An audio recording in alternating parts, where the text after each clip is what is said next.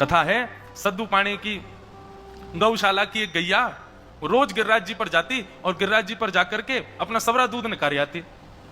लौट करके आती तो सद्दू पाणी देखता कि भाई गैया को दूध कहां चलो जाए। तब उसने पीछा किया, एक दिन तो जाकर के देखा कि वह गिरिराज जी के एक खंड में जाकर के अपना सारे चारों थनों से दूध पय प्रस्थान कर देती है। जाकर के देखा तो जो दूध जहां डाल रही थी वो गैया, वहां श्रीनाथ जी की ये भुजा निकली हुई है। उस भुजा का दर्शन करके सद्दू पाणी ने जैसे ही पर्वत खंडों को अलग करना प्रारंभ किया, ठाकुर जी बोले अरे तू अभी मुझको ऐसे ही सेवा करता रहे, मेरी भुजा की सेवा कर, मेरा जब भाव आएगा मैं प्रकट हो जाऊंगा। कितने दिनों तक ठाकुर जी की भुजा की सेवा चली।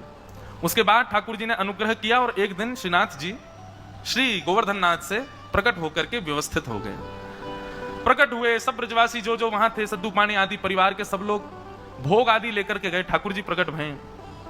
ठाकुर जी ने भोग स्वीकार नहीं किया। क्यों?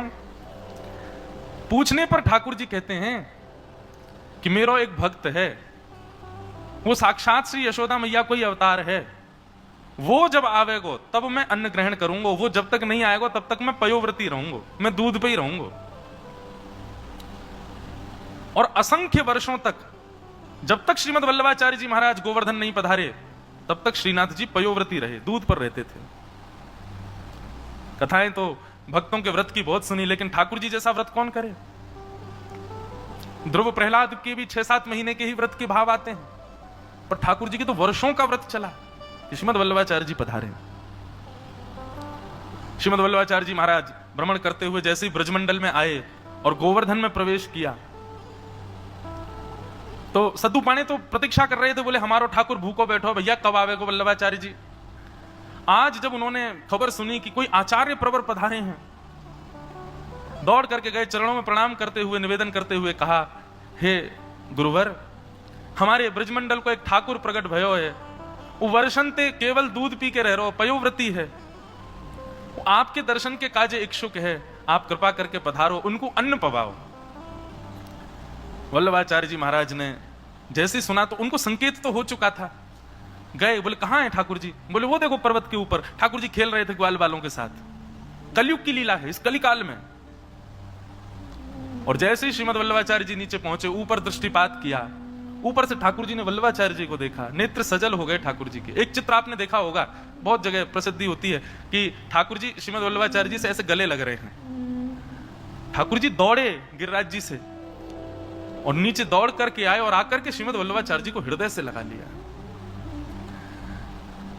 ये हैं श्रीमद वल्लभाचार्य जी महाराज, जिनके लिए ठाकुर जी ने व्रत किया। ठाकुर जी ऐसे भावावेश में आगे जैसे कोई मैया से बहुत दिनों का बिछड़ा बालक पुनः मिल गया हो। बंधुओं, कलयुग में, सतयुग, त्रेता, द्वापर में ठाकुर लीला प्रधान होते हैं, पर कलयुग में ठाकुर जी अपने अर्चक के सेवा की प्रधानता में रहते हैं।